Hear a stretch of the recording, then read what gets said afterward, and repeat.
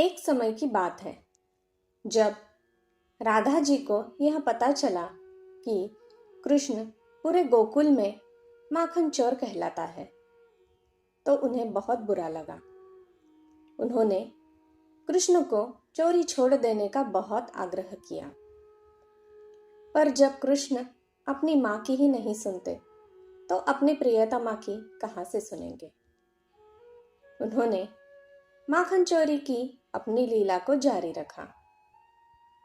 एक दिन राधा कृष्ण को सबक सिखाने के लिए उनसे रूठ गई। अनेक दिन बीत गए पर वो कृष्ण से मिलने नहीं आई। जब कृष्ण उन्हें मनाने गए तो वहां भी उन्होंने बात करने से इनकार कर दिया।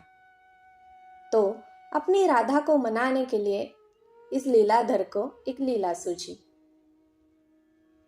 ब्रज में लीला गोदने वाली स्त्री को लालीहारण कहा जाता है।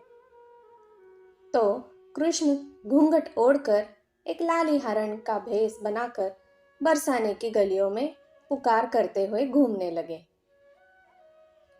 जब वो बरसाने राधा रानी की ऊंची अटरिया के नीचे आए तो आवाज देने लगे, मैं दूर गांव से आई हूं, देख तुम्हारी ऊंची अटारी, दीदार की मैं प्यासी, दर्शन दो वृषभानु दुलारी। हाथ जोड़ बिनती करूं, अर्ज मान लो हमारी, आपकी गलिन गुहार करूं, लीला गुदवा लो प्यारी। जब राधा जी ने यह आवाज सुनी तो तुरंत विशाखा सखी को भेजा और उस लालीहारण को बुलाने के लिए कहा। घूंघट में अपने मुंह को छिपाते हुए कृष्ण राधा जी के सामने पहुंचे और उनका हाथ पकड़कर बोले कि कहो सुकुमारी, तुम्हारे हाथ पे किसका नाम लिखूं? तो राधा जी ने उत्तर दिया कि केवल हाथ पर ही नहीं, मुझे तो पूरे अंग पर लीला गुदवाना है। और क्या लिखवाना है किशोरी जी बता रही है।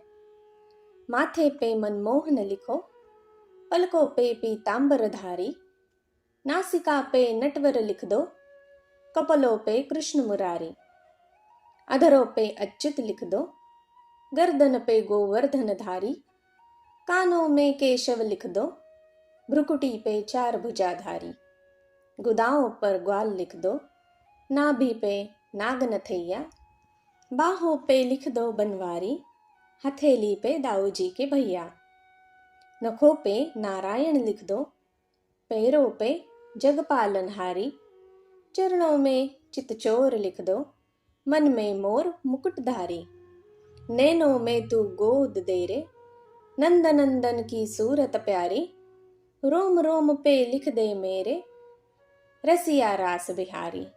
जब ठाकुर जी ने सुना कि राधा अपने रोम रोम पर मेरा नाम लिखवाना चाहती है तो खुशी से बोरा गए। प्रभु उन्हें अपनी सुध न रही। वो भूल गए कि वो एक लालीहारण के वेश में बरसाने के महल में राधा के सामने ही बैठे हैं।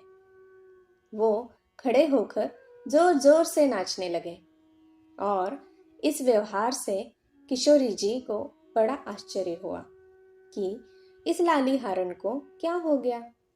और तभी उनका घूंघट गिर गया और ललिता सखी को उनकी सावरी सूरत का दर्शन हो गया और वो जोर से बोल उठी कि अरे ये तो कृष्ण ही है।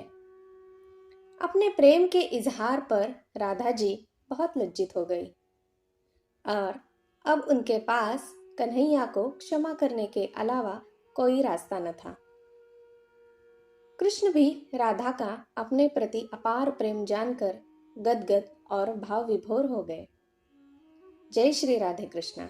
धन्यवाद दोस्तों। मेरी सुनाई कहानियाँ अगर आपको अच्छी लगती हो तो मैं आपसे अनुरोध करती हूँ कि कृपया मेरे इस चैनल को एक लाइक, शेयर और सब्सक्राइब ज़रूर कीजिएगा। धन्यवाद।